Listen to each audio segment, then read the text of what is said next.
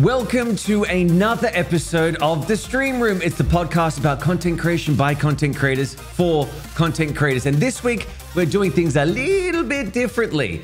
You've asked questions, and by God, we're going to answer them. I am one of your hosts, Reapz. Hi, I'm Eljayem, and I ain't saying nothing. What? You can't get this out of me. What? I'm Nicktacular. What are we doing again? We're doing Q&As, boys. Q&A. It's the Q&A What? week. We've been harping on about this for weeks and weeks and weeks, and I'm so excited because it's probably I know that I love the Q&As at the end of the episodes, and to do a whole episode like this, let's freaking go. Let's do it. Can I instantly make the audio listeners upset? I want to instantly make them upset. Boys, you may notice I am currently beanieless. All right? This is the first time I've appeared in a video beanieless. I've had charity goals where I've had to show it off, but this is the first time. And the reason I'm beanieless is because I gotta put on a particular beanie today, and I wanted to hold it and save it for you all. What? Oh. A road beanie? This is a road beanie. And the reason is because this will definitely be out in time. This podcast doesn't go out for weeks when we're recording it. Is because currently sitting on my desk, I'm allowed to tell you guys, because the embargo lifts in 30 minutes. I have the Rode Procaster 2. Yes. That has been announced as of, I think, maybe 5-10 minutes ago, actually. Yes. And I'm allowed to talk about it. And holy shit, it is nice. Really? It is very, very, very nice. Can we see it? Is that possible? Yeah, I think I can show. I think I can lift it up. Yeah. Can you, like, I literally, I saw it on Twitter as I was making my coffee. I was like, oh, new broadcast. Let's go. Oh my God. That is it fair? Gorgeous. Okay, I'm very excited. Oh, do I get that now? Now I'm thinking to the back of my brain, do I get that? Oh, okay, it's fine. It's fine. I'll be all right.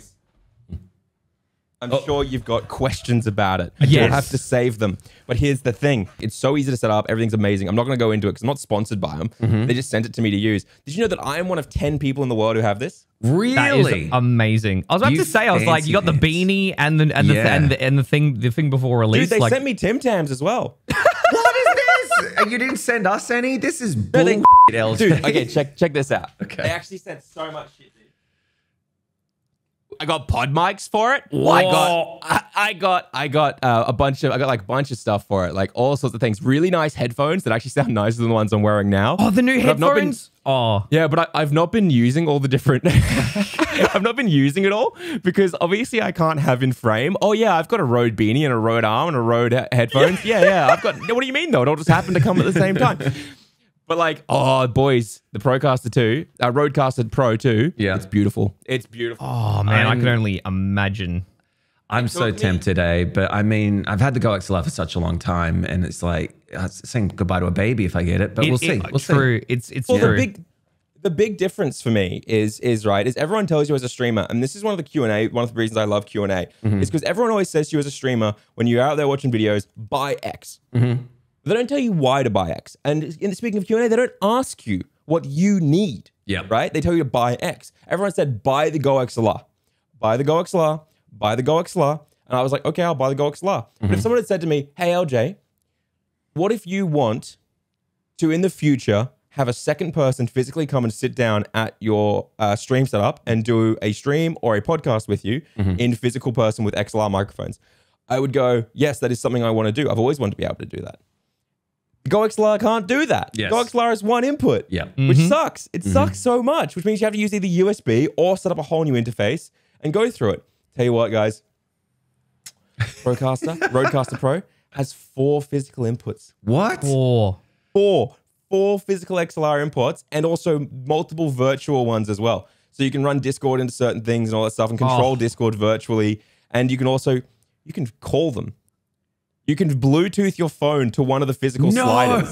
What? Yeah. So they can phone in to do interviews as well? They can phone in, my God. and it will go directly into there, and you'll hear it through here, and your stream will hear it, and everything will hear it. So you can do on the cuff phone interviews and stuff like that and podcasts. It is so fucking cool. Legitimately, I know this sounds like a plug. I'm literally not sponsored. All right. I've just been using this now for a few weeks, and I'm just like, I've been so keen to tell someone. Yeah. But I took this embargo so seriously. You two are the first people I've told. The only person who knows about this thing, the other person, is my wife because she was here when it arrived. Oh, yeah, I was going to say, I was like, there's no way you could hide that from Claire. I would love to see you try and hide it from Claire. Like, look the other way, darling. Never enter this room. But yeah, it's so cool, dude. And then like the best part is obviously there are four XLR ports on the back of it, right? So the assumption is you're going to be running 4 microphones.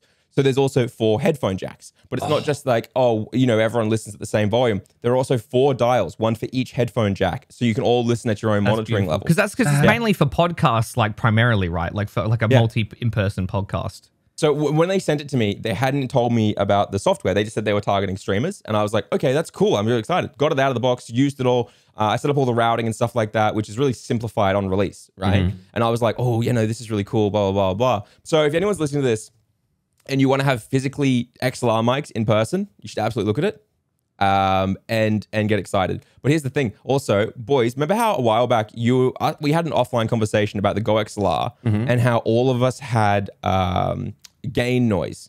Because everyone always says to you, the Go XLR is fine with the Shure SM7B. Because if anyone doesn't know, microphones require a certain amount of gain. And if you pump an interface that doesn't have enough gain into it, you get white noise, right? Really bad white noise. And we were all having that because everyone says the Go XLR and the Shure SM7B is fine. But here's the thing. It's not. So I got a cloud lifter for it, and I said it worked perfectly, and I told you to. And I think, Nick, you already had one. You were like, yeah, that's what solved mine too. But Reapz was like, okay, I got to sort it out. And so Reapz got one. This, when I tested it with the Shure SM7B, adding the cloud lifter actually added white noise to it because it was so clean. Oh, shit. You know what? That doesn't surprise me. Coming from Rode, having preamps that clean from Rode. Anyway, I've gotten us off topic, but I figured literally this is live news. Not for anyone listening to this, but this for us has just announced and just dropped. Yeah. I'm one of 10 people in the world who has it. So crazy. I would love I would love to play with that. Oh my goodness. I'm going to send this to Rode and go, this is your representative right now. By the way, can you give me one? Would you like to sponsor the stream? Yeah, we'd like to sponsor the stream with some amazing. But here's the thing though, right? One of 10 people in the world who have it.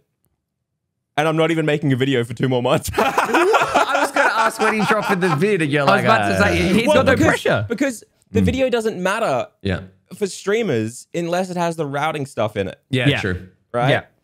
And that's not dropping in for a little bit. I'll have to confirm. I'll email my guy and be like, hey, I want to talk about this a little bit now that it's all lifted. Can I mention that the streaming stuff is coming soon? Yeah. And we'll see what he says. But otherwise, you'll have to bleep a fuckload. Don't remove, just bleep. Yes, people love listening to that. Ring it in their ears. Just add some smooth jazz over the top as we're talking. With gesticulations from LJ going crazy. LJ speaks, the gang speaks about embargoed tech for 5 minutes. It's a big censored bar over it. But boys, it is an exciting week. I mean, obviously, apart from the road, we do have questions from the people who've been listening to us, watching us, because we started back in January 31st. So it's kind of nice to think that we are near the end of May when we record this. And it's time to hear what the pressing matters are out there for the people, for the streamers, that hopefully they want us to answer. So LJ, I believe you have a list there. Yes. You want to start us off, fellas? Let us begin. I am the question master. Master of the questions. What is your strongest question? Fear me. For I am the question master. My God. Does it have vocal effects? No, I'm not using it right now because obviously it just released. So the firmware got an update and I haven't done it today yet because but it can. So I'm only using it right now. It can do vocal effects. I'll be honest. I think you might be able to hook it up to one of the things, but I haven't played around with them too much. I've been more focused on trying the multi-channel recording and using multiple different microphones on it. Fair play. Because I'm working on having a podcast with Claire, but that's shouldn't have Do you said that out loud. Anyway, you let me know. bleep that out. Yeah. They're going to be like, there's too much bleeping today, buddy. I'll cut. All right, let's get into it nice and simple. Questions and answers. Straight out of the gate, one of my favorite community members, one of my favorite chatters, Genghis Khan, who I remember him back when he used to have a different username. And he was like, what do you think of my username? And I was like, change it to this. And he was like, I love it. Anyway, just going to brag a little bit. A question for all. If you had to start a YouTube channel not related to gaming or streaming, what would your channel be about? Oh, right off. Okay, I already know this down to a T. Commentary. I love social commentary type stuff, looking at videos, looking at movies, putting in your own spin. That to me is the go-to. I think I could do it well. I think I don't run out of things to say when doing it, and I have a blast making them. I've done it like as the first few videos on the channel that I currently have, and I'm thinking of doing a whole new channel for it because obviously gaming and commentary, they can go together, but you know, it's going to screw up the whole algorithm. So yeah, that's for me, commentary without a shadow of a doubt. Yeah. Easy for me as well because I've already technically started it, is my tech channel. So obviously that's going to have like some OBS tutorials, like in-depth, like advanced stuff. But yeah, primarily would just be tech. And that will be, I'm excited to get that up going very soon again. But I love tech. I always have. I'm always watching like pretty much half of my YouTube viewing is just like tech videos and reviews and Linus Tech Tips especially. So yeah, absolutely. Anytime I watch Linus Tech Tips, I'll be honest, like other than the Intel upgrade episodes where he like goes and like upgrades someone's setup for Intel, like anytime I watch his stuff, unless it's like a super basic video or a video about like headphones or something like that, or microphones, he'll sit there and he'll be like talking to you like Intel iCore, this, that, this, and this. And I'm kind of sat there off to the side, like watching, enjoying it. I love it. But I'm like, aha, I like your funny words, Magic Man. Because half of it I don't understand, right? Yeah. I'm trying to understand. Yeah. Like I can build a PC and I understand a lot of it. But he'll be like showing graphs of performance and stuff. And I'll be like, yes, yes. On this one, the big graph is the good one. Yeah. Oh, wait. Yeah. Oh, no, on the next one, the small graph is the good one because he wants it to be shorter time. Interesting. I do that too. I'm just like, yes. So I just want him to say, is it good? And then when he says it's good, I'm like, I'll get it then because I don't know anything else. Yeah. Well, that's I'm the one tricks out that's of like, oh, wow, this is like 2 minutes quicker than the other one. Like, what? Well, this is one of the tricks, right, of content creation. And it's one of the same things about this like Rodecaster Pro. I said to the guy, I was like, look, I don't do tech, right? So if you send me this, the video might a little bit underperform, but at the same time, my audience trusts me because I'm going to give them basics. I'm going to be like, hey, here's this thing. Here's actually how it works. And here's why I chose it. Because I think too many people just say to you, oh, hey, welcome to my guide on YouTube. Do this, which is something I learned really quickly, really badly was, you should never trust someone else's equalizer tutorial for your microphone. No. You shouldn't. Like ever, ever, ever. You should always learn what EQ is and then do your own practice EQ. Never just do what they say. Because so many people will be like, hey, do the reverse down under smile, the Californian wink, do the booty man sucker ducker, and then you'll get a perfect EQ. Which because they all have funny names, like the EQ wave have all different names. And like you run them and then you go listen to your mic and it's like, everybody, like, it doesn't suit your voice. Those things because you smoke too much. Like, yeah. That was the one thing when I made those mic tutorials for Streamplify. That was the one thing I said. So like I was showing them like basics, like how to add a compressor and things like that in OBS. But with EQ, I mentioned I was like, you need to. I didn't show them how to EQ it. I just said you need to look up, you know, because everyone's voice is different. It's gonna be different for the microphone. You need to do your own like research for how to EQ it because you can't just copy something from a video.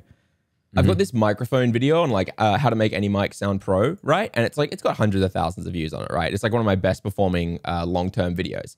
And it's one of my favorite videos because you get these audio engineers, these fucking snooty audio engineers commenting. You told them to use a limiter filter instead of a compressor filter.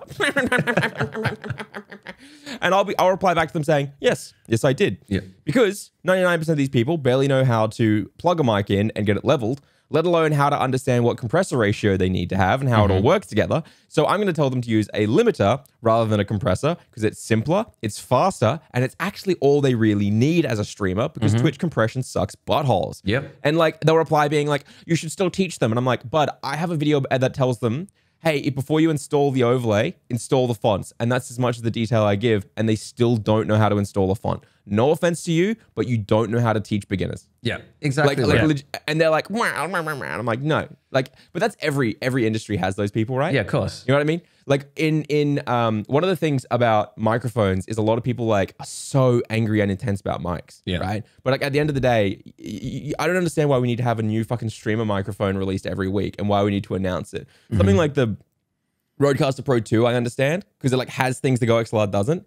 But like, I don't understand why we keep releasing different shitty dynamic microphones and acting like we're fucking changing the world. Yeah, because everybody wants that. Well, they want to target that market. They know that, like, people buy blue mics all the time because they're But marketing. it's the same company just releasing the different mic every like I understand kind of why Elgato released the Wave because the software is good, right? But at the same time, using Voice Meter Banana is like 1,000 times better than using the Wave. I'm gonna get in trouble with Elgato for saying this shit. Because let's be real, Voice Meter Banana is free. Yeah. It also does more than the Wave software, and it doesn't lock you to using Wave gear. Yeah. You can fucking plug anything you want into it. You can plug in a $90 Samsung Q2U with Voice Meter Banana, and you'll have a fucking setup good to go that does everything the does everything the Wave does, but also doesn't cost you $200 to $300 and won't lock you to using them forever. It's not a condenser microphone. It's a good dynamic microphone. And it's both XLR and USB, which means you don't have to fucking worry about upgrading it later when you want to go XLR.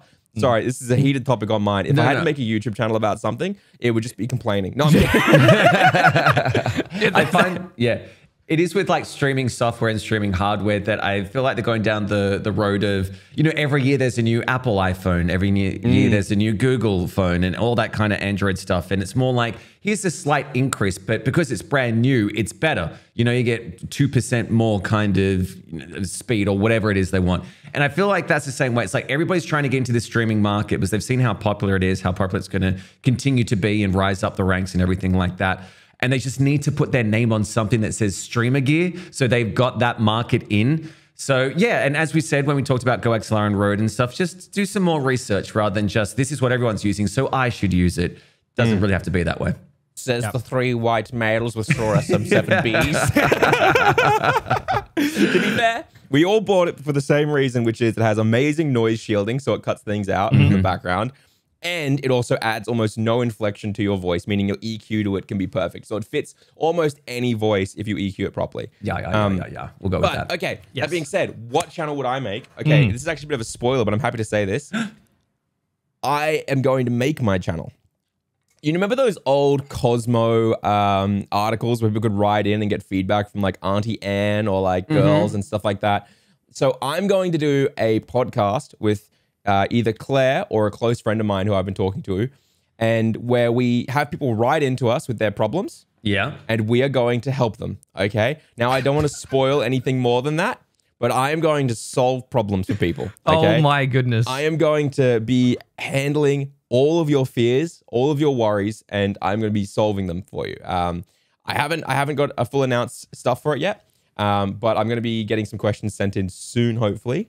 And we'll be recording our first episode probably in the next month or so. Maybe when I get back from my honeymoon. That sounds incredibly exciting. My brain immediately went to when you told us the time that Claire said you were out of touch with the common man. So this is gonna be this is gonna be fantastic. Yes. My dream is to do this with Claire because I think it's a really fun way to spend time, and also we have a really good dynamic. And she's also the funniest person I know. Like, I came to this conclusion a long time ago when I first started introducing Claire to my friends. Are you all right? Reapz? What's with your face? Oh, sorry, dude. This is me trying to like focus. This is my focus face. Sorry, I thought you've been in pain for the last hour. You've been No, this is this is me trying to wake up face. I apologize. As I said last night, I have not had a good sleep. I'm good. I was looking at you, LJ, because I've got like the cameras are like in it, like going down here, and I was looking at you, and then you mentioned Reapz. I looked down, I just Reapz going. You look so angry at me. I'm so sorry. No, you're fine. We're only teasing. But anyway, I think Claire's one of the funniest people, right? Because like I used to take Claire out to like meet my work friends or like my mates. And after I'd meet her, they'd always be like, mate, I'm sorry you got to know this because I know you think you're a funny guy, but like you need to understand Claire is 10 times funnier than you'll ever be. Wow. That's your own mate saying that? Yeah, that's my mate saying that. Yeah. And she's hilarious. So I'm keen. I really want to record it with her. I always think it's an easy form of content, but essentially that's what I would make mine on outside of streaming and stuff, because I think it's just a fun, goofy idea that even if it's been done before, you can always put your own spin on it pretty easily. Absolutely. Yeah. It's personality driven as well, more so than, content driven. Like, I think that's going to separate a lot of people out there when they do their own takes, which is a good thing. Yeah. That is something 100%. I will absolutely enjoy listening on my drive to work. 100%. Yeah. I think it'll be a lot of fun. A lot of fun. Okay, shall we move on to another question? Yes, the next one. Next question from the question master. This is from Haley Christine. What is your best advice for people like me, in brackets, who want to get into the streaming business? The best advice. So your number one tip for someone who's getting into this as a business. Okay.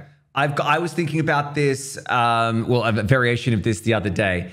And I'm telling you right now, and this goes for everything in life, you need to put everything in folders. You need to put it all into the one folder of exactly, because the other day when I had to change computers around and trying to drag things from different places on my computer to remember everything was so freaking difficult. And luckily for me, I'm quite tidy when it comes to, you know, my folders and subfolders and everything like that. So it was a lot easier for me to remember. I had my original drafts. I had my original ideas. I had my emotes. I had my everything listed out.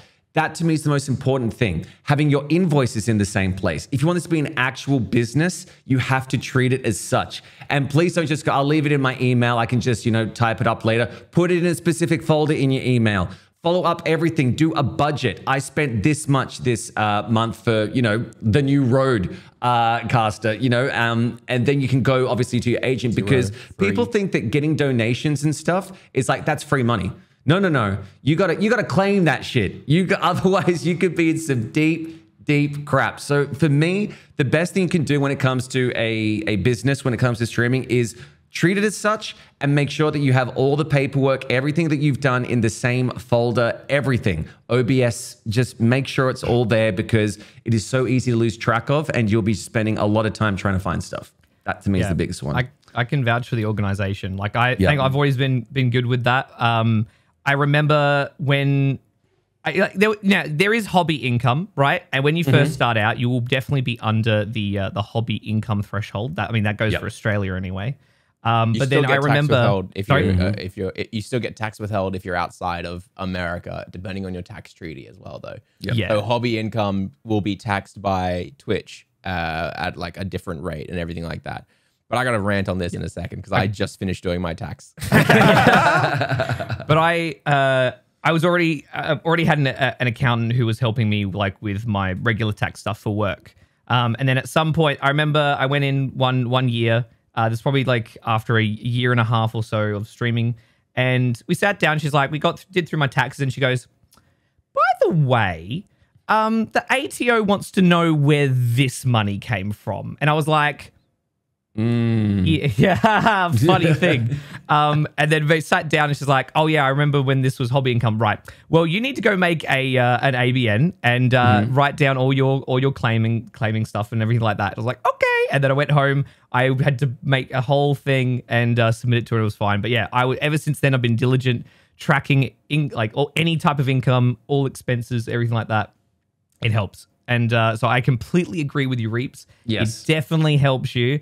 Because, you know, there's the chance that, you know, you do get to the point where you are bringing in something a little bit more significant than just hobby income. So it's definitely want to be prepared for that.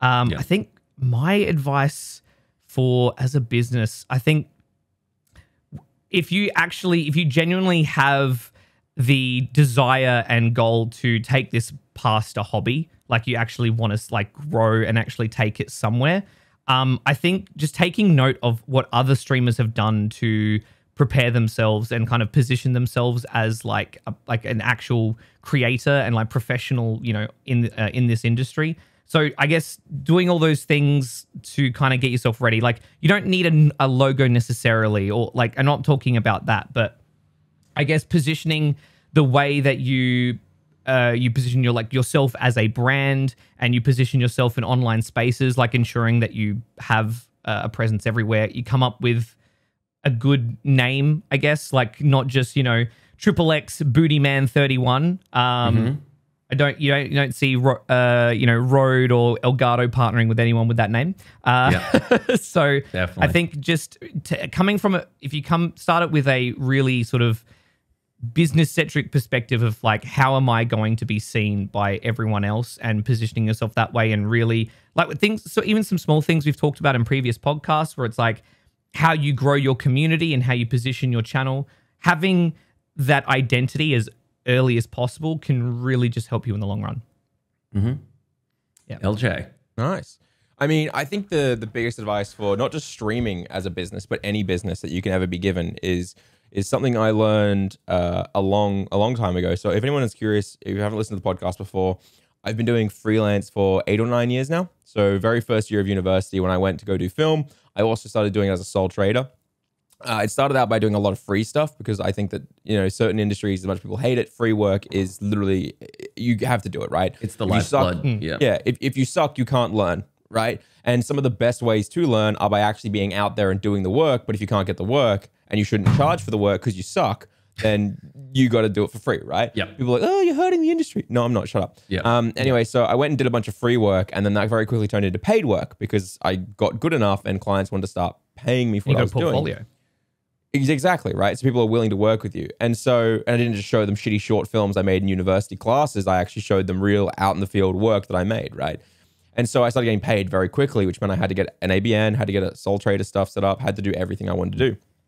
And one of the things I learned super early on from my mum was she sat down, she explained revenue sources and how to create a sustainable business, because my mum is on a few board of directors. She's a very, very, very talented businesswoman, and also a single mum, like raised 3 kids and did all that herself, crushed it. Amazing.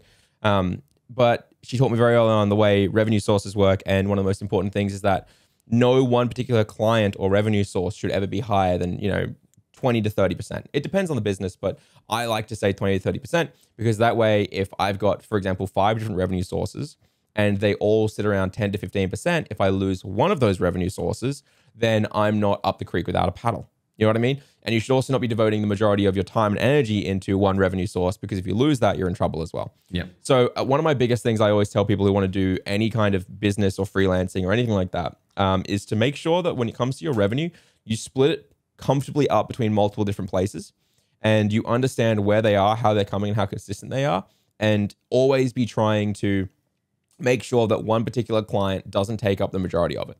Because the moment you lose that client or source, you're in trouble. And that was like kind of the big sticking point that I made in this video that went out 2 weeks ago, or a week ago now, which is called Why Streaming Will Never Be a Full-Time Job, right? And it's based on the rants that we went on the podcast a few weeks ago.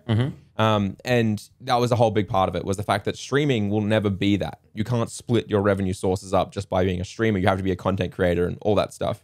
And that's a big thing, is like I lost a huge amount of my revenue coming in from streaming because of the internet issues that regular listeners will know about. And that was bad. But streaming was one of my smallest revenue sources comparative to YouTube and sponsors. So that meant I was comfortable, right? Because I have 4 splits.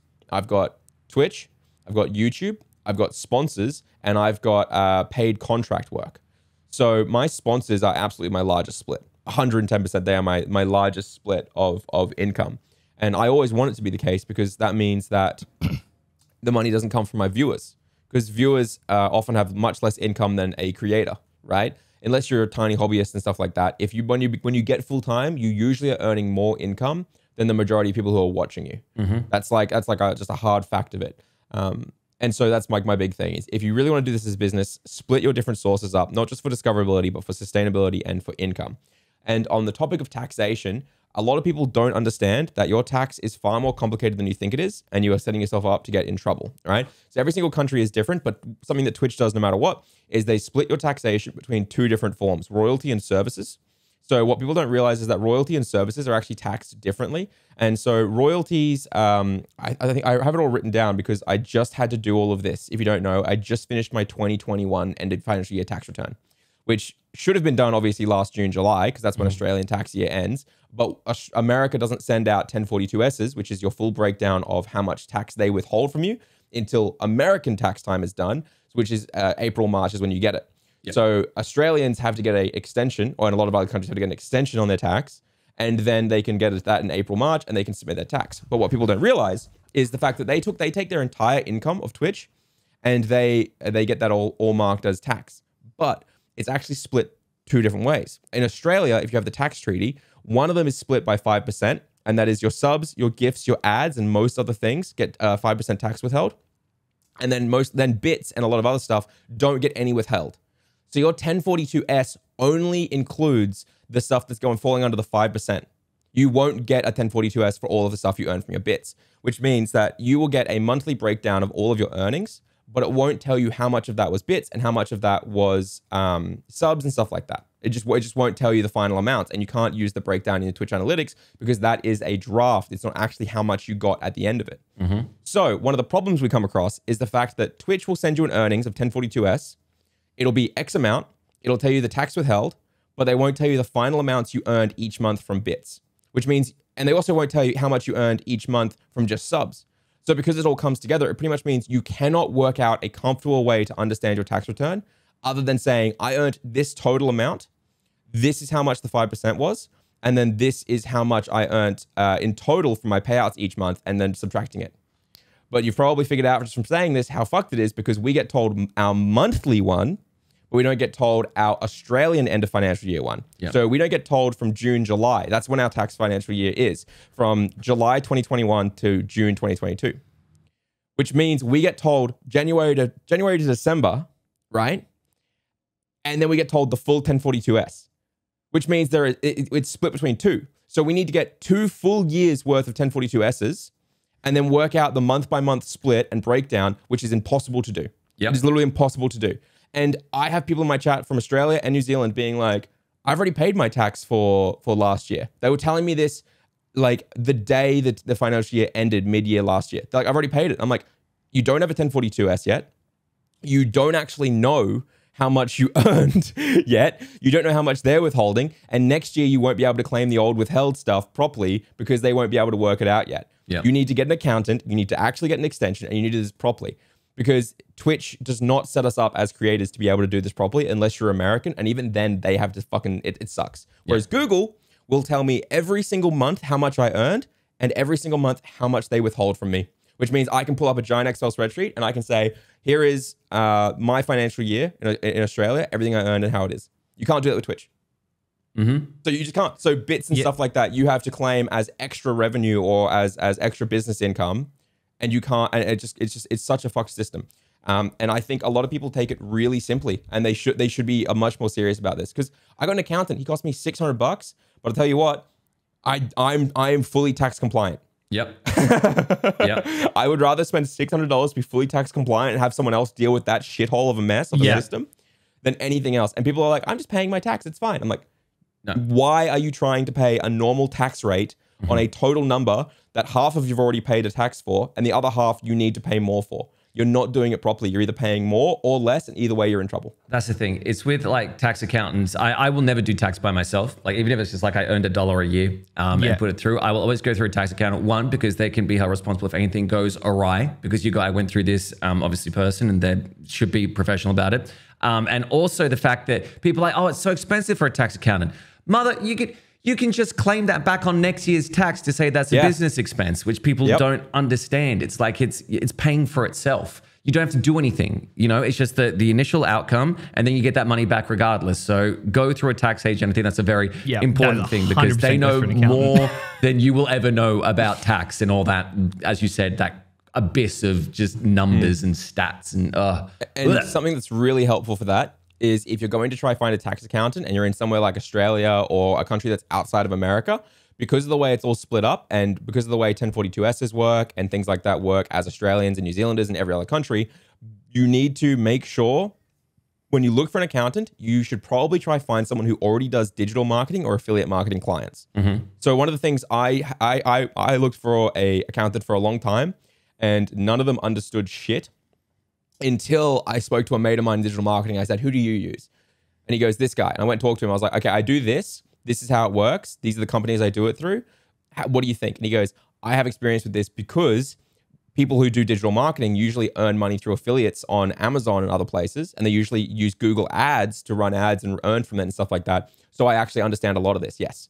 And so he just helped me get it all set up. And it's still taken us a long time to get it right because of what I explained.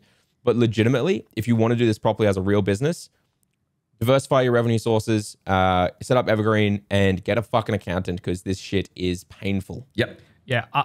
After the podcast, LJ, I might have to just poke you with a couple questions specifically. So, I think I got to do a little bit of maintenance on mine after listening to that. Yeah. It is actually messed up how complicated it actually is. But next question. Yes. Next question. Yes. Okay, we can do another question. That was an interesting one. Yeah. I am gonna skip a few of the questions that I personally feel like that have been covered enough in previous episodes. There are a few here that are literally just the title of previous episodes reformed as a question. Okay. So if we don't answer yours out loud, then I really recommend just looking at our previous episodes and going, oh, there's my question as an entire episode. There it is. Because again, you don't really want to listen to us go on for 2 hours again about which is better, Twitch or YouTube. Yes. What got you into streaming, and did it motivate you to keep streaming? Oh, what got me into it and what motivated me to do it? And did it motivate you to keep? So what got you into it, and did it stay as your motivation or not? Oh, okay, right. I'm thinking it from a completely different point of view. Yeah. You want to go, Nick? Yeah, I'll say if you need time, I can go. Yep. So I was actually watching a lot of Markiplier and Jacksepticeye back in the day. And I just loved their videos, and I loved how they just were able to entertain and have a great time while doing it. And I was like, man, I love this. I want to and in life, I love to make people laugh and entertain and things like that. So I was like, I want to try this. And so back on my shitty internet, and I had a really shitty laptop, I would try to record some Let's Plays without a webcam. And I would edit them and spend, 15, 20 hours uploading them overnight to YouTube. And I did that for a few months. I enjoyed the process and everything like that. But I was like, I can't do this long term, because with my internet and my laptop, I couldn't do it. I was recording and playing Rocket League at 20 FPS. So yeah, that's I was like, good. I'm gonna just put this down. But I still had that creative bug. And in the meantime, a friend of mine was like, hey, come watch my mate. He's streaming Binding of Isaac on Twitch. And I was like, okay, I've heard of the Twitch platform. I'd never went on it. This was back in 2015. And so I was like, okay, I went on that night. I followed him. I made an account and I followed and I said hello. I was like, so-and-so, told me about you and came in. And he's like, oh, that's awesome. And we were chatting a little bit. And then after that night, didn't come back to Twitch for 6 months. And then one night I was bored and I was like, oh yeah, I remember that Twitch thing, and went back on, and my now very, very close friend Lucas was streaming, the same guy that I followed. And after that night I started chatting and getting into it. And from that point on, I became a dedicated Twitch user.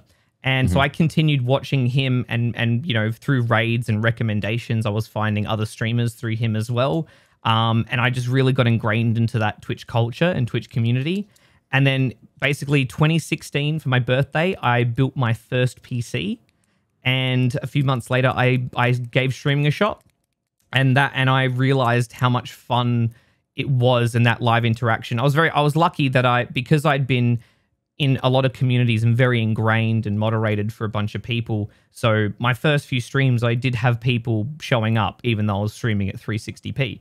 But I didn't care. I was still having a blast. And I always remember those initial early months. And I think that's definitely core to what keeps me streaming all this time and continues me going today, is remembering how I felt, and that I still feel that every time I do go live today. So it was just by complete chance, but definitely changed my life. Nice. It's funny to think, because I was like, what actually got me into Twitch? How did I find out about Twitch? And I can't put my finger on it and go, this was the exact moment. You know what I mean? It's always just been there, and something that I was like, I know about Twitch.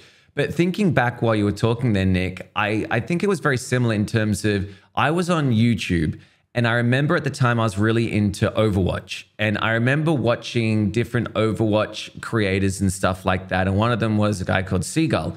And I was like, I really like Seagull, like his play, seems like a genuine guy. And then I think probably, maybe I'm making this up, at the end he was like, I stream live on twitch.tv/aseagull or whatever it was.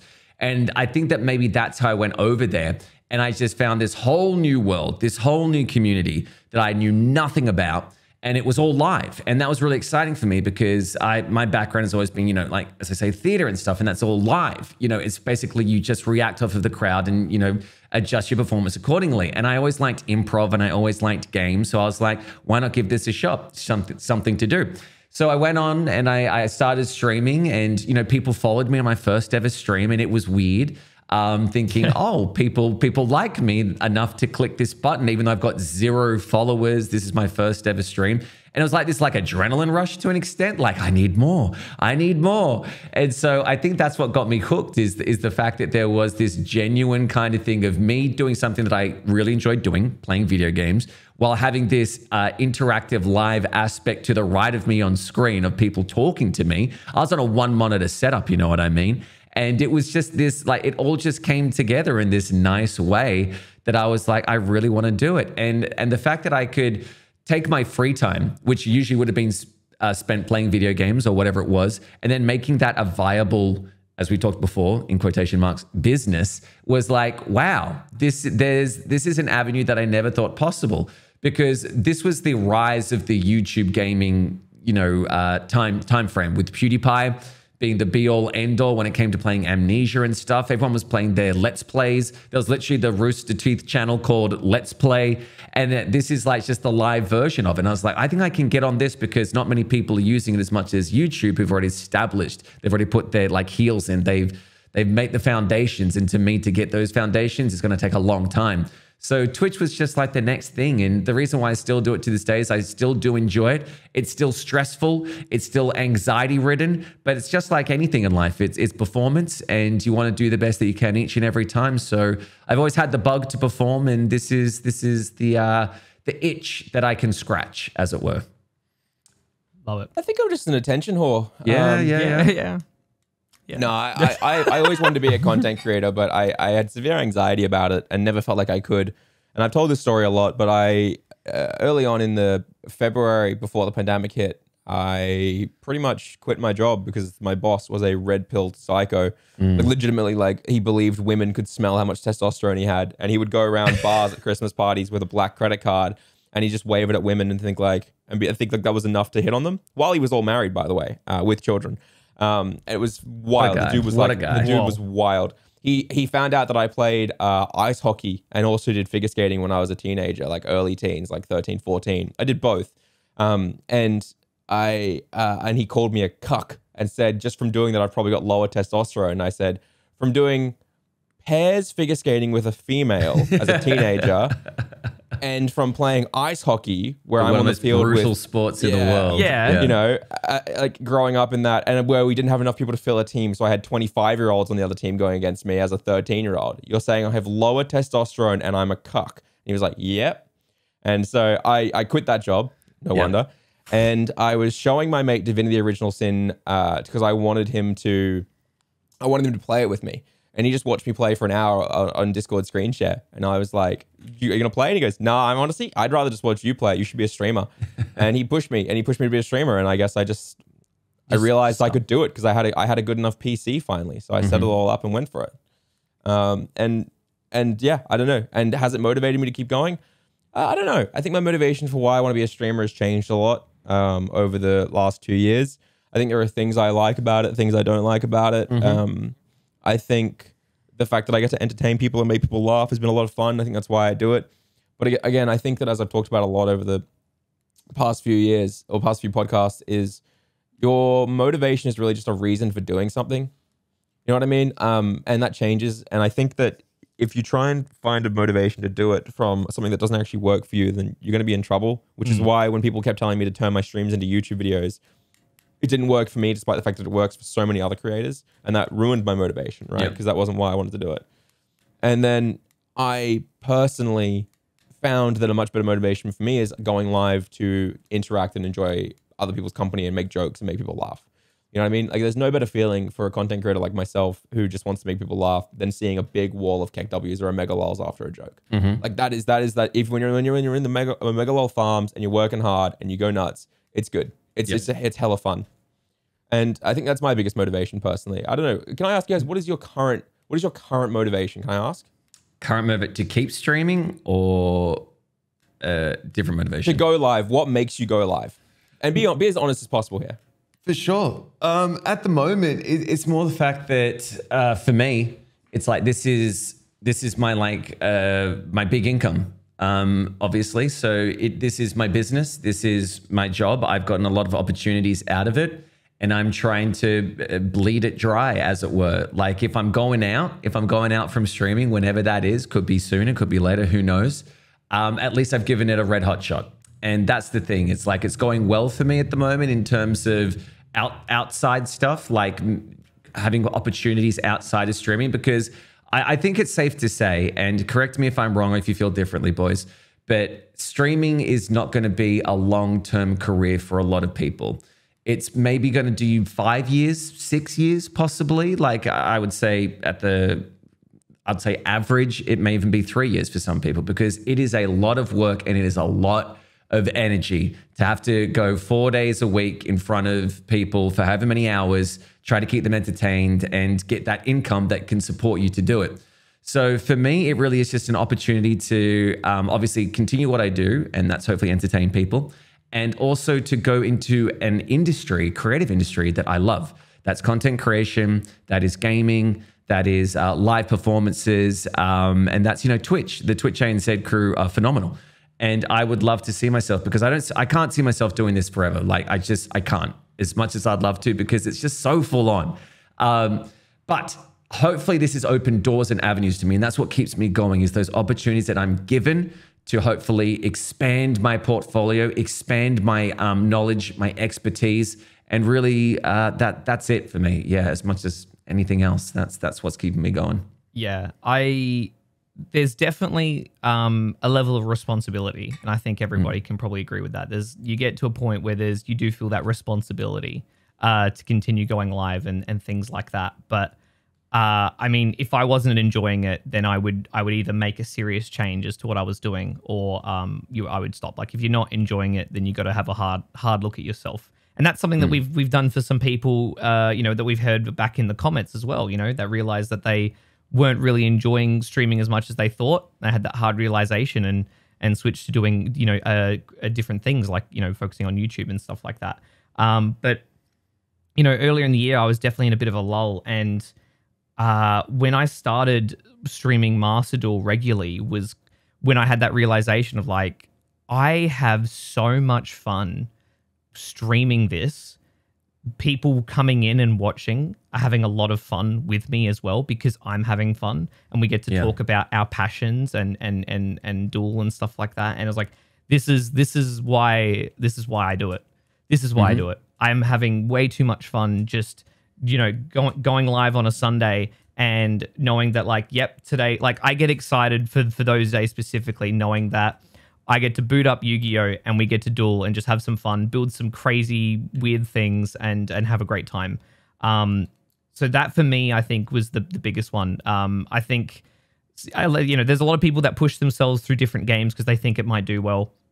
And as we've talked about, that's never gonna, people will understand if you're not having fun or if you're pushing yourself through a game for the wrong reasons.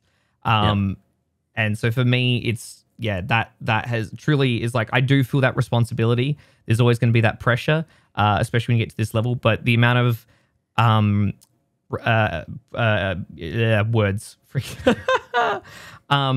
opportunities that I've had as well, that I've been given, that through streaming and getting to where I am, has been like so many things. Like I get to look back and think, wow, that's really freaking cool that I got to do that. And when I get to talk to a few friends and I get like, they ask about, how that's all going, and I get to say something, they're like, damn, that's freaking awesome. Like this stuff that we get to do that people will only get to dream of. And that in itself is a wonderful, like, I guess, a bonus side effect of what we get to do. But at its core, I really do love it. Even with the pressure and the stress that does come with it, I am happy that I can safely say that I do thoroughly enjoy it at its core. So, yeah. Awesome. I think a really big motivator for me as well is the fact that, like, I think a lot of people see, we talked about this a few weeks ago. I think a lot of people see, like, 100 views, 100 average viewers, and they feel kind of shitty despite the fact that it's a huge amount of people, right? And I think one of the big motivators for me is the fact that, like, I can go live and have like 80 to 100 people in my chat, and some people will be like, that's nothing. And it's like, dude, that's more people than I can fit in my house. Yeah. You know what I mean? Like, that's a big motivator to me. Like, you want to imagine booking a stand-up show and finding out 100 people are going to come to your stand-up Yeah, show. it's huge. I have almost 400 subs, paid subs on Twitch, right? A lot of them are gifts, but at the same time, imagine if 400 people paid $5 to go see your show. Yeah. Right? Yeah. Like that's a really big way, right? So I think that's a really big motivator for me. Not the money side of it, just the fact that people clearly like what I do. But also the fact that I care so much is also a big problem for me because I take it all so badly. Yeah. When it goes badly. Yeah. Because I know they're individual people, right? Like, oh yeah, okay, I had 10 people and 9 of them commented something really nice, but one person wrote such a scathing, awful, disgusting comment pinpointing every flaw that I personally have and hate about myself and hope no one else notices, better than like a drunk aunt on Christmas. And suddenly I'm taking it so seriously. So Yeah. motivation for me is probably the fact that I do realize they're all people. And that's a big one. But that's a big one for me. Next question from the question master. There we go. We can come back in with that. Oh, wait, no, I shouldn't say that afterwards. Yeah. I would keep it in. Okay. It's going to be great for me. This is going to be good fun. Next question from the question master. Next. Okay. I'm stuck between 2 niches. This is from Rye Toast Games, who's a lovely egg. Good old Rye. I'm stuck between 2 niches that I want to pursue on YouTube. Five Nights at Freddy and horror in general versus Pokemon and Nintendo in general. I'm currently doing horror, but I'm not sure if that's really what I want to make. Should I just stick with one for a few months to a year or try the other one out for a few months to a year and then see what one feels better? I have enough time in my week to make one video. It would be smart to run 2 simultaneous channels that each release a video bi-weekly, having one be all Pokemon and Nintendo and one be Five Nights at Freddy and horror. I'm just not sure how to decide. Any advice would be great. Hope you boys don't mind. I'm going to jump in on this one. Please. Go for it. All right. So the idea of running 2 channels and doing bi-weekly is fucking stupid. All right. Right. I'm being harsh on you because I say this to every single person who tries to run multiple channels without having one that's set up to be like 100,000. Right. I can run a second channel. I can do that. I've built one. Okay. I can take the funds from the current one that's built and make someone else who's professional run the second one. I can do that. You have no channel right now. You need to focus on one, build it up, and then transition. Okay. Especially talking about niches. Pick one, but don't just pick it like that, what you're doing right now. You need to pick one and then you need to come up with a content strategy that takes you out of that niche future down the line. When Point Crow started, he did Nintendo challenges, sure, but he didn't actually do Nintendo challenges. He just did Breath of the Wild speedrunning and Breath of the Wild funny challenges and glitches and stuff like that. Okay. Starts out in Breath of the Wild. Builds an audience doing those things. Once people like him for him and his challenges, he goes Breath of the Wild to Super Mario challenges. And then for Super Mario challenges, he goes Super Mario challenges over to Pokemon challenges. And then Pokemon challenges, he goes over and starts adding in indie game challenges. And because he's been doing this long enough, during the whole time up here, he's been seeding in just chatting and event style content as well, which gets views. So essentially what starts out as a singular niche doing Breath of the Wild content that gets him a little bit of a following, he's able to then diversify into multiple other games that the demographics connect to. People who like Zelda probably like Mario. People who like Mario probably like Pokemon. People who like Pokemon probably like the independent games that are also released on the Switch, such as Hollow Knight, okay? And you can do that. You run those threads through. And by seeding in a lot of personality to these pieces of content, you then can also add personality-based content at the top. So when you want to pick a niche, don't look at it as, I'm doing Five Nights at Freddy and horror. Look at it as, I am starting in doing Phasmophobia, right? I'm going to do a bunch of Phasmophobia content. Or maybe Devour is a better example of this because Devour is the new one, but even that's died off quickly. Pick a horror game that's really, really big and has a lot of content and fans, okay? Make interesting, unique, valuable content about it, whether it's like a fun new mod, a challenge, something like that, and build a small audience by doing a bunch of really interesting videos about that.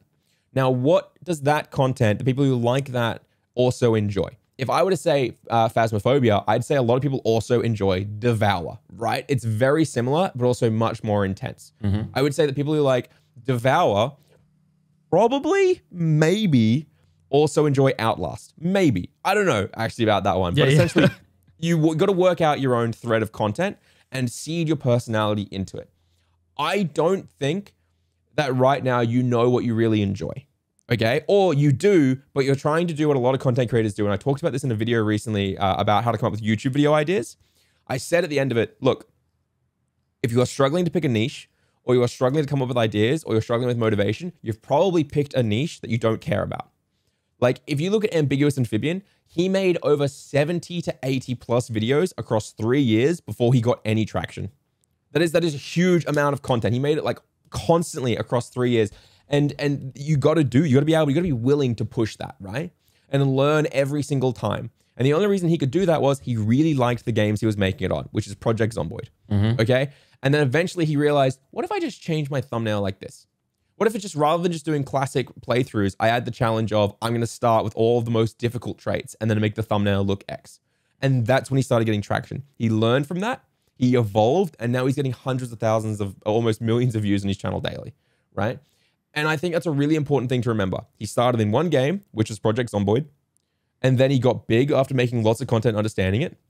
So he transitioned out of the other survival games, RimWorld, Tour Solo, Kenshi it's called, but he did a torso run. From there, he also added things like Stellaris and a lot of other Parallax games. He added other strategy games like Civ or Beaverton Timberborn is it called? Timberborn, yeah. All of these, it started with one game, which was survival sim management. It evolved into other games which match those things. But because RimWorld and other things like that also match survival and strategy, you can add in things from like Polaris and Stellaris and stuff like that. And people will convert because they are in an all big similar demographic. But also, if I really liked watching him do RimWorld, but what's a good way of putting it? RimWorld, but I am a pacifist. Then I'd probably also click on this other game about Stellaris, but he's a pacifist, because I enjoyed the pacifist run of this. I don't know much about Stellaris, but I like the idea of pacifism, right? And so these are the threads that connect. And it's really, really important that when you pick your niche, don't split it between multiple channels. Don't split it even on the same channel. Pick one that you know has an active, beloved community and slowly thread in the new content that matches it. Because at the end of the day, every single video, at the end of it, you should be saying something like, if you enjoyed this today, then you should actually probably check out this specific video, right? Because you want someone to get to the end of a video and then click on it and increase the session time on your channel. You want a throughput and a thread put, right? And if people don't click on your new one, then that's a bad session time. And one thing that I feel like is really, really important is that people don't realize that how much of a snowball YouTube actually is. If you release this video and it does really well, the most important thing you can do is release a video that matches the people who watch that. So if you release a video here that says 32 tips streaming to 0 viewers and you get 900,000 views in 6 months, the next video you release should not be at all how to deal with 2,000 people in your chat at once, because no one has 2,000 people in their chat right now from that video. What you should do is release a video that says how to get more chatters on Twitch, or 7 easy tips to get more chatters on Twitch. Because of the people over here who are streaming to 0 viewers, they want to get more chatters on Twitch. So of the people over here who liked watching Super Mario Odyssey, but can I beat it blindfolded? They want to watch Super Mario Odyssey, can I beat it with my feet? Okay? You need to think about your audience and who's watched you. All those views over here and impressions over here liked a certain type of thing. So you match those demographics and you make content directly to it. And that snowball is the most important part of your entire channel. That's great. I think it's like probably a weird analogy, but if you were to write a self-help book, you know, an idiot's guide to blank, and you had to then chapter out each of the thing from beginning to end, you can see a thread that starts to emerge. Because if you go from what is streaming to then how to do an amazing TikTok video, it's not along the same path. Well, rather it's like how to start streaming, how to get chatters, how to get subs, how to vary your content, how to do challenges, how to do a subathon. That's all along the same thread, right? But if you go crazy and just talk about the general consensus of content creation in the one book, people aren't going to be like, what the fuck are you talking? I'm only interested in this one chapter rather than what you're going to now. So the way that you describe that, LJ, I see is it's a thread that you have to somehow put the next step to. It's like a variation of the same thing, but obviously adding something each time, not detracting and not going a crazy, tangent. Yeah. And the thing is, if you release a video that doesn't match it, then you fuck your snowball. Okay. So imagine you release a video, right? So this is how I look at it. I personally think that for a YouTube channel, it takes about 20 to 30 videos before it starts to understand who you're making content for. And if your 20 to 30 are really varied, it'll never understand it, right? If you make 20 to 30 videos and they're all about Pokemon, then it's going to know exactly who your video should be recommended to and what videos it should be recommended next to, right? It'll go, oh, let's put him behind Point Cliff and all these other Pokemon streamers, right? I think Purple Cliff is a Pokemon streamer. And so it's like, if you make 20, 30 videos about Pokemon, it doesn't have to be all the same stuff. Could be challenges, could be, can I name 151? Can I do all this stuff? Then you're sweet, right? They'll understand who that content is for. the most important part is don't release 30 videos all about Pokemon. And then suddenly when you've got like all these views coming in, release this video here that's all about like fucking DIY tools. Imagine you drop a snowball at the top of a mountain, and every time you release a video, it's a little push. It picks up more snow, picks up more snow, picks up more snow, picks up more snow, picks up more snow. That little thing there about power tools is a big rock that knocks your snowball and you lose a bunch of impressions. Okay. So every video you release adds impressions to the ball. And if it's not on topic, you're just going to end up getting a bunch of them knocked off and you'll never see them again unless you start that snowball again. Yeah. I like you hit the nail on the head and everything. Cause like the only thing that I was going to say was like, yeah, literally think about how you can like literally all the different types of content you can make in what you want to niche into. How does it all connect to each other? But in terms of figuring out what you actually want to do, you got to, really, I guess, brainstorming how much content you can make on something, I think can be a good indicator as to how, if it's really the niche you want to specialize into. But you could even do a couple test recordings. Think about the content that you want to make and do a couple test recordings and watch them back and think, did I enjoy this? Did I enjoy making this and recording this? Or you think, actually, you know what? I actually kind of enjoyed recording this one instead of the other one. So that could also help you sort of really decide which way you wanted to go as well. Yeah. From just that core enjoyment perspective. And I just want to say again, do not split your focus. All right? Right, Toast? Do not split your focus, sir. Too many people split their focus. I can't do it anymore. I can't give people help if they split their focus. I'm saying it now. All right, I'm saying it now. You can't do it. It just doesn't work. Like even splitting your focus between like 6 different social medias is terrible, right? Like even at my size, I tested TikTok for that video long enough to understand it. I could have kept going with it, but it was taking too much of my brain power. I got rid of it and I focused that time into writing scripts and working on other things again. Why? Because at the end of the day, while TikTok is very powerful for smaller creators, for me right now, it doesn't fit what I want to do, okay? Small creators are like, well, I'm not going to focus on TikTok. I'm going to focus on YouTube. It's like, okay, well, you don't have a YouTube channel yet, so you know, what's the point? But at the same time, it's like, but then they'll also tell me like, oh yeah, I'm going to work on Instagram, TikTok, YouTube, and Twitch. I'm going to make all original content. And I'm like, why? Too much. Just pick 3. Pick 3, right? Here's how you do it. You pick your main discovery funnel, okay? Which is usually YouTube, where you release 1 video a week. And there are all these people out there who go, don't release 1 video a week. Just don't put the pressure on. Don't put the deadline on. Just release whenever you want. Bullshit. If that was true, those YouTube channels would release whenever they wanted, but they don't. They always release 3 or 4 videos a week because they understand the snowball is important and they're telling you what you want to hear. And I fucking hate it. All right. Anyone who understands YouTube algorithms knows that you should be releasing content that is either aggressively clickbaitable and high quality, which means it always snowballs together, or you need to release medium quality, consistent ones that match each other, okay? I'll tell you what, medium quality is a lot easier than the fucking hard ones, all right? Which is why they release 3 to 4 a week, okay? And so they'll say, don't release that. But I'm telling you right now, weekly is so powerful. 1, because you don't have 5 or 6 years worth of film experience. You are probably a brand new beginner, which means you need to learn. And the best way to learn is to make content and to make more content, which sucks to hear because the same as when you say to someone who's an artist, wow, how'd you learn to draw? Can you give me some tips? The artist usually says, you want to learn to draw? Just draw. Yeah. That is the fact of it, right? You want to be better at something, you do the thing. I get really passionate about this because I love this shit so much, but I'm also so tired of having like I literally just had a conversation in the Stream Scheme Discord earlier this morning with a guy called Owen, who's an awesome guy, right? He listens to all our podcasts. He's going to hear this. Oh no, this isn't critique against you.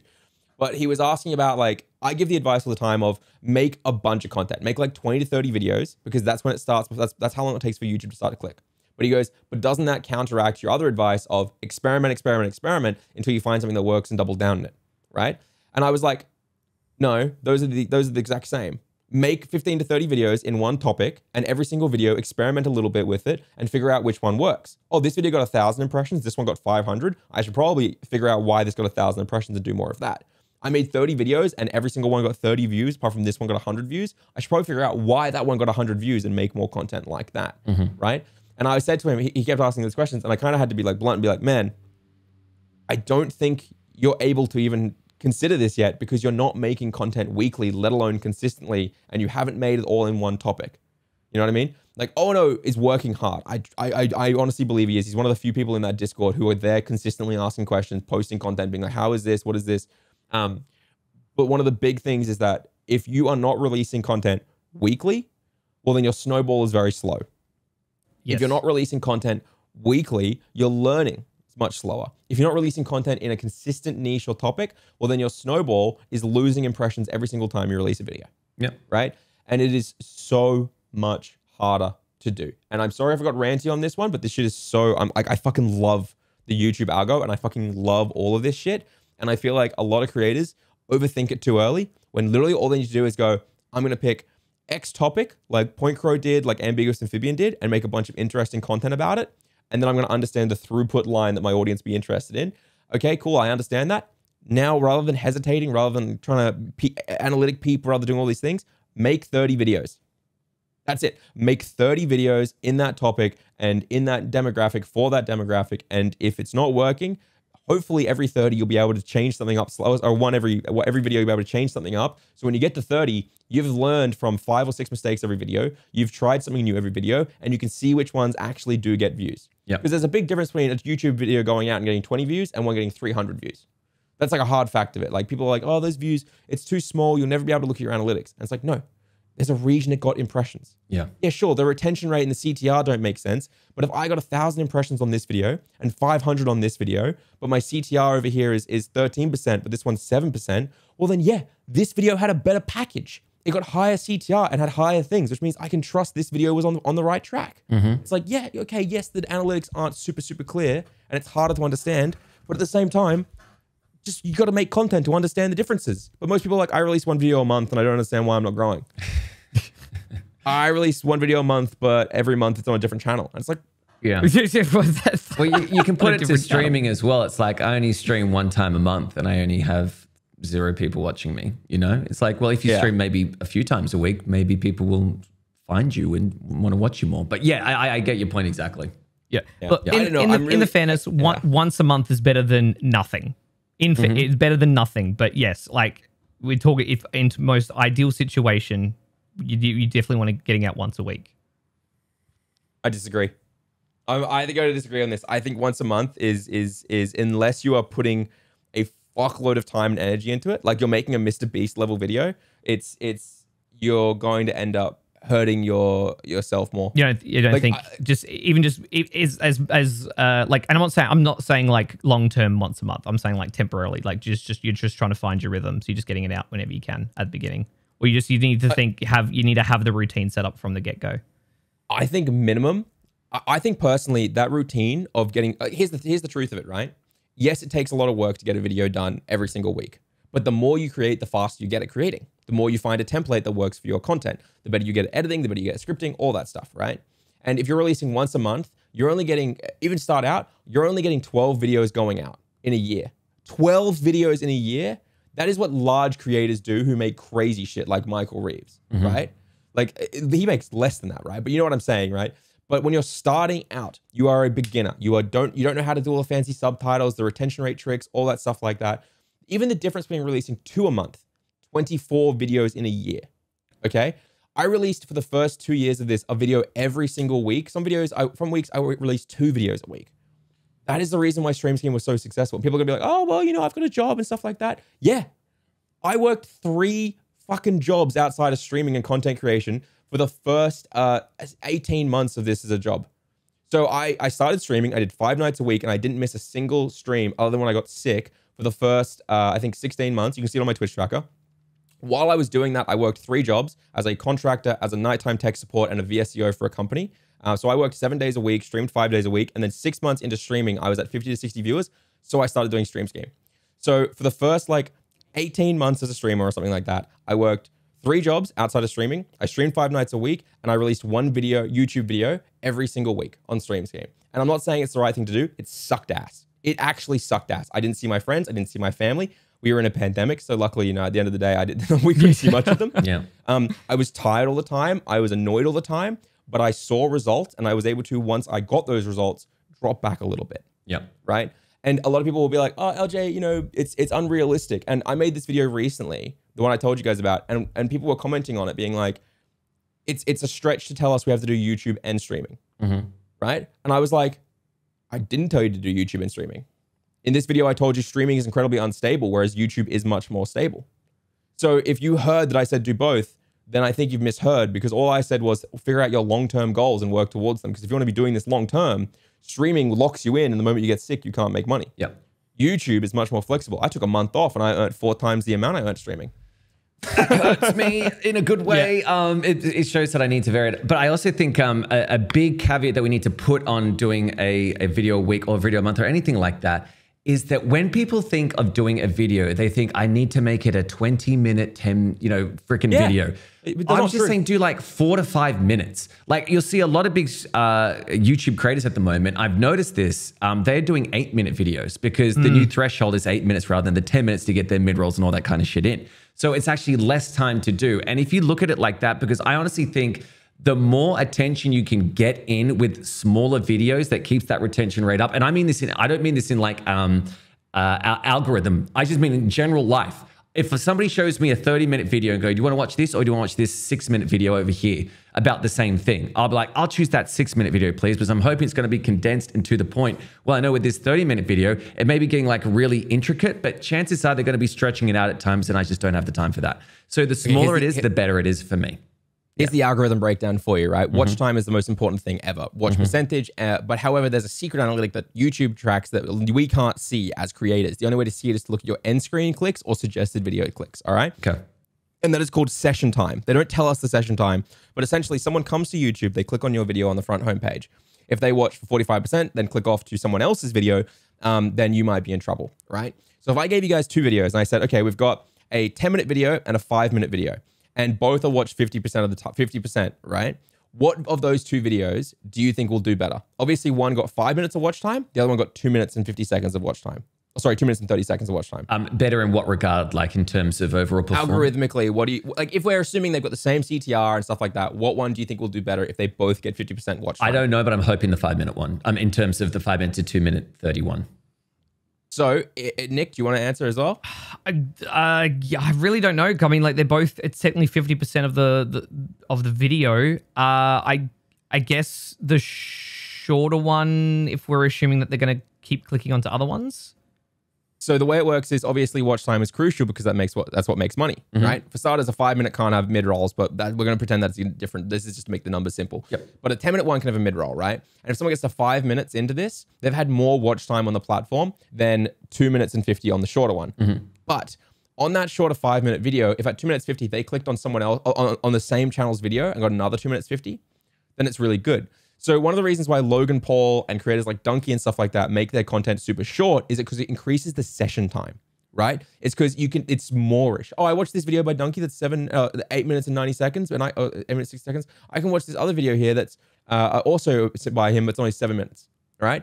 By the time that you've watched all of those, you've got a higher session time and a higher watch time than a channel that has like hour-long videos, right? Because people fall off 20% of the way. Like, look at this podcast. We lose majority of our viewers by the 22% mark, right? Because it's a podcast. That's just how it is. That's not a bad thing. It's just how it is.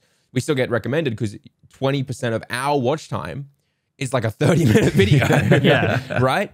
So it's all about, on YouTube, once you've got your click, it is all about boosting your retention rate and boosting your session time, which is why every stream scheme video for the last like 6 months has ended on, you should check out this video right here if you're interested in growing more. And it used to be that I had that set to best for viewers, so I would recommend what YouTube thought was best. But recently I've been saying, so based on this entire video, that means you need to start a YouTube channel. If you want to start a YouTube channel, click right here. This is a video entirely about how to start a YouTube channel. And then I'll make the video I want them to send there. Yes. And that video will get 500 to 600 end screen clicks and go directly to it, which increases my channel's session time. Gotcha. Okay. And so that's the big thing to learn. So what you're saying there about people going shorter, 100%. They're all aiming to be 8 minutes to 10 minutes. And then they all try and push people through the session time and go through that through string. And it is so fucking powerful to do that. But at the same time, you guys have to remember that, not you, but like everyone listening, have to remember that that is an ideal world. What my best performing video on my entire channel is like 32 minutes long. And the reason is because the retention rate on that 32-minute video is fucking great. It is 32 tips and it's super fast, action-packed, which means people constantly feel like they're watching, they're learning, they're engaged, they have a challenge to watch to the end for X reason. It keeps them watching. And because of that, it means it has a much higher watch time and more hours on the platform. And because it's longer, it has more ads, it makes more money, and it goes further, okay? So at the end of the day, you should entirely just be making content as long or as short as it needs to be to keep the viewer watching the entire thing. Yes. Because if the viewer stays and watches the entire thing, you win. That's it. This is YouTube in a nutshell, right? You can talk to Mr. Beast, you can talk to any large creator, and they will say to you, YouTube in a nutshell comes down to just 2 statistics: CTR and watch time. That's it. If you keep people watching for a long time after they click, then you win. Yep. If people click on your video over someone else's, then you win. That is the entire thing of it, which is why when people say, like, one of the things I disagree with Devin Nash on is Devin Nash says there's the 1 in 5 rule. All right. Every 1 in 5 videos, I will make it about a topic that has nothing to do with marketing or streaming because I think you're allowed to do it as long as you make the packaging good. And I really disagree with that, because if your packaging doesn't appeal to your audience, then it's not good packaging. So like if you look at his channel, he goes 1 in 5, here's 4 videos about streaming and marketing, and now here's a video about the COVID vaccine where I interview a virologist, and it underperformed because no one in digital marketing and streaming gives a shit about an interview with a virologist on his channel. Maybe they do if they're watching, you know, CGP Grey, or I don't know. That's just the first one that came to my mind because of a meme that I saw. But like, you know what I mean? Like, so it's so important that you remember that snowball and the CTR, because your core audience are who give you that to start with. So even if I got my entire audience growing with Pokemon, as I said, and then I released that video about power tools, it's going to have a lower click-through rate right out of the gate. Yeah. That is what it is, the truth of it, right? Straight up. Whereas if I released a video more about Pokemon, it has a higher click-through rate straight out of the gate, right? So that means when they come onto it as well, because it's about Pokemon and they know what they're getting, it also has a higher watch time. If instead I released the Power Tool one, not only does it have a lower CTR, but the people who clicked on it likely weren't wanting to watch me talk about it, so it has a lower retention rate. You are instantly shooting yourself in the foot by jumping so far away from your key demographic. It is like such a big deal to like carefully plan out your releases of content so that people will watch every single one. And it really, really frustrates me because I feel like I've been saying this for 2 years now to people, and there are people who still will be like, nah, I'm just gonna do whatever. I'm like, I've got 158,000 subs. I've done this for a living now. I grew a channel like this size. You know what you're talking about. I don't always get it right, but like this, at least with this, I can confidently say to you, right? Like I can confidently say, pick one channel, make content to a demographic, which also another little rant for you, because this is actually someone else's question. I'll find it in a bit and we can talk about it. Variety doesn't mean what fucking people think it means. Okay? People go, variety means I can do whatever I want. No. Ludwig may be a variety streamer, but he has a key demographic he makes content to, okay? Point Crow, I would say, is a variety streamer, but he has a demographic in Nintendo challenges, stuff like that he makes content to. People think variety means doing literally whatever you want. Reapz, you are a variety streamer, but you still mostly play horror games, just chatting segments, fun little reacts and stuff like that. Yes. Because that demographic all connects with each other. Yes. Okay. I'm a variety streamer, but I only do survival, open world games, Pokemon, Nintendo stuff, and just chatting because that's my little demographic of variety. If I go and play Call of Duty, no one is going to watch me do that because it is not in my umbrella of variety. Correct. And, oh my God. I'm Yeah. I'm spent. I need a cigarette. Yeah. Oh. Nick, shoot. I was going to say, that cigarette. It's all about what you add on after the word variety. That's the key. No one's ever just variety, play whatever, go Fortnite here, Stanley Parable here, and then, FIFA over here. Like it's never like that. And if it is, you're fucking lucky. So you've probably grown prior and have a larger funnel or a larger following who are already invested in you, right? You can become more variety if you have people invested in your personality. Yes. But it's all about what happens after. You can see that what the problem that Harris struggled with and the problem that I struggle with is the fact that we both made content in streaming and tech and stuff like that because it interests us as people, right? And then the problem we have is that we're never going to be as big as Ludwig or anyone like that by doing that because we don't want to always make streaming content on our streams, right? And the problem was that he had to make streaming content on his streams pretty much every single time, which is why I think one of his biggest reasons why he moved to YouTube. He didn't say this, but I personally believe one of the biggest reasons he moved to YouTube and why he made his stream account a different account that was labeled Harris Heller and not Alpha Gaming, and why his stream account doesn't upload videos about streaming is because he doesn't want to be the guy that goes live and just does streaming content anymore. And that was the best way for him to break away from that. Yeah, that was the smartest way for him to break away from that. And that is what he had to do. And I honestly believe that at the end of the day, if you're going to niche like I did, you need to consider your throughput throughout the entire thing. And that's why I say, you know, you need to figure out your entire demographic and all the games that fit, like mind map it, right? Yeah, you're going to start on this one, but what are you going to go to on your next mind map, you know? And mind map out like all 30 of your videos. That's what I did with Stream Scheme. When before I uploaded my first video, I had 20 video ideas lined up and I knew exactly what the release schedules were. And I'd also contacted specific brands and said, I'm making this video. Am I allowed to use your brand in it? And you can retweet it. So what people don't know is my very, very, very, very, very first video on Stream Scheme was a video about how to install overlay packs from Nerd or Die. And I made a whole guide about how to install their overlay packs, their alerts, everything like that. I tweeted it out and tagged them because I'd contacted them on Twitter prior and they said, sure, we'll retweet it. And they retweeted that. And then every time I made content about Streamlabs before they became assholes, I would contact Streamlabs and they would retweet it. So I was making specific content for specific people and they were retweeting it. The same way that someone would make content about PewDiePie's Minecraft seed and they would get, you know, retweets from all of PewDiePie's community members. Like there are so many things you can do when you actually specify a demographic, mind map, and create a content plan. That's what I need to learn more is how to actually, because I'm very nervous when it's like I make a video and it's like I don't know where to put it. Like I can go on Reddit and stuff like that, but I never know where to put it specifically because it is such like an out there concept. I know it can be, you know, that nobody sees it, but I do need to structure for that in the future. I think 90% of creators are making the mistakes mentioned in that YouTube question. And that's not me saying Rytoast is making a mistake, because Rytoast has made this realization that what he's doing isn't going to work and wanted advice, which is sick. But most people don't even do that. Or most people, when they get that advice, Rytoast, I'm now looking at you directly down the camera because you're watching this.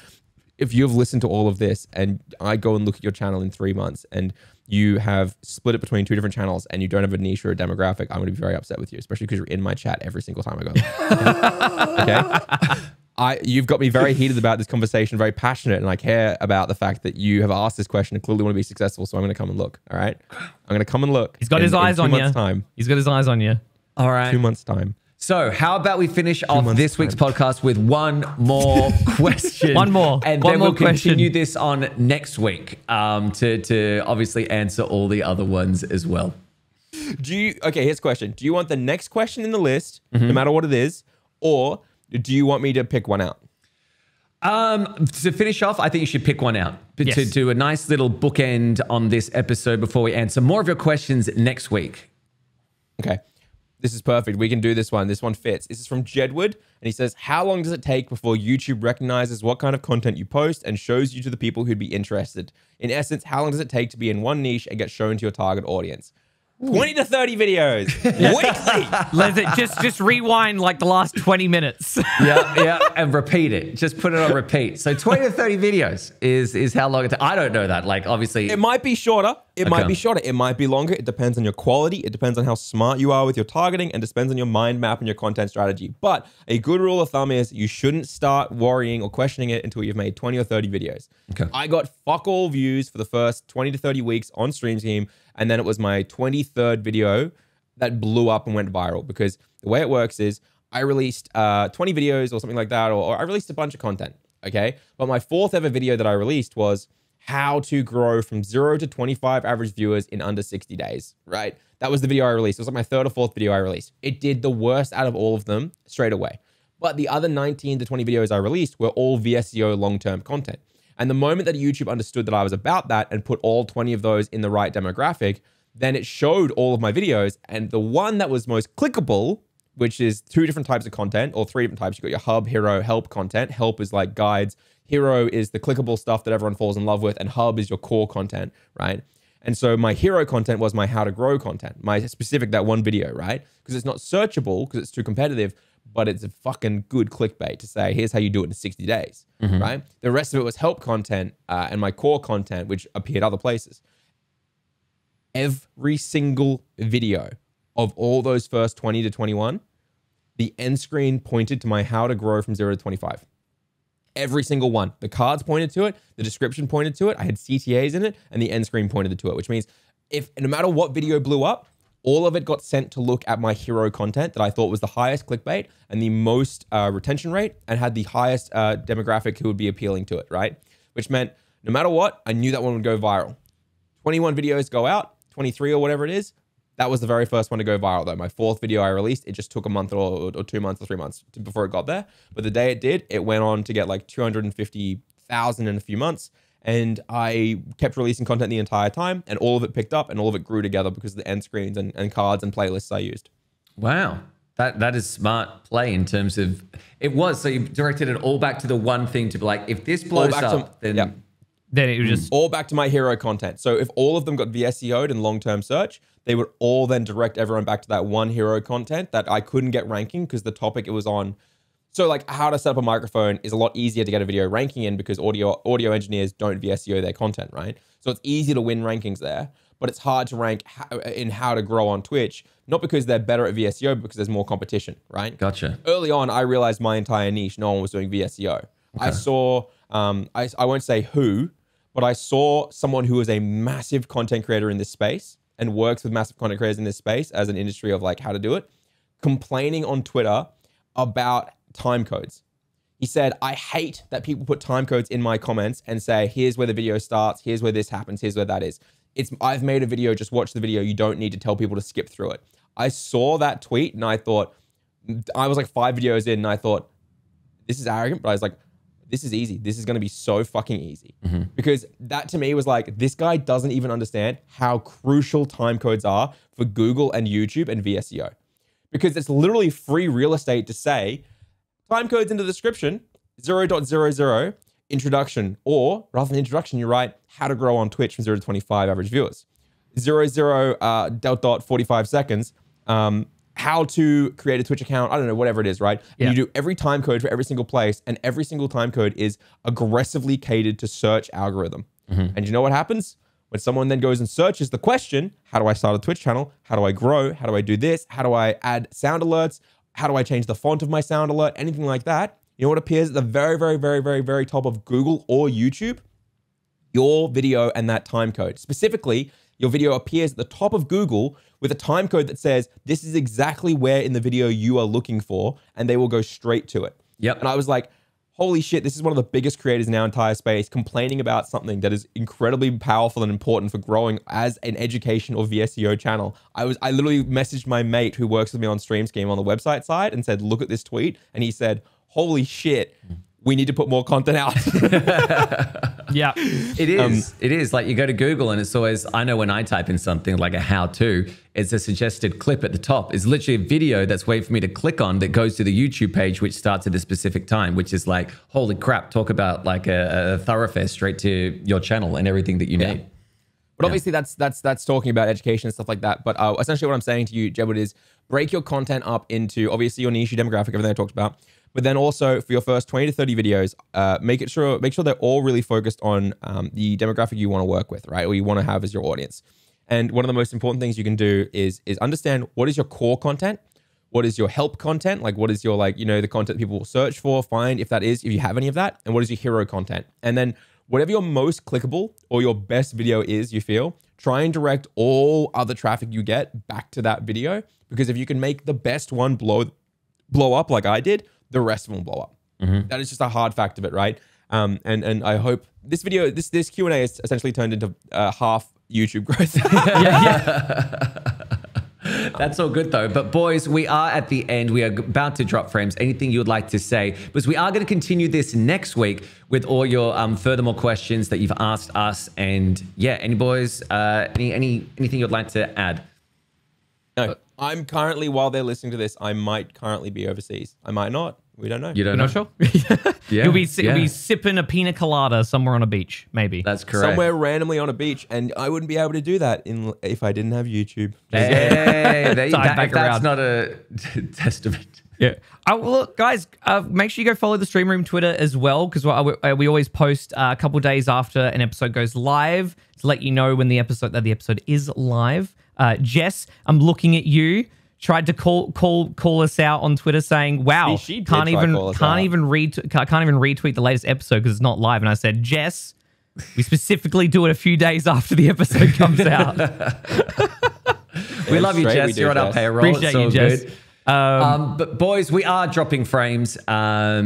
Please stay tuned. Next week, we're going to continue on with your questions and answers. But for now, we say bye-bye. Bye-bye now. Take care, Bye. guys. See you Bye. next week. So sorry for yelling. I just really care, and I just want you guys to take me seriously.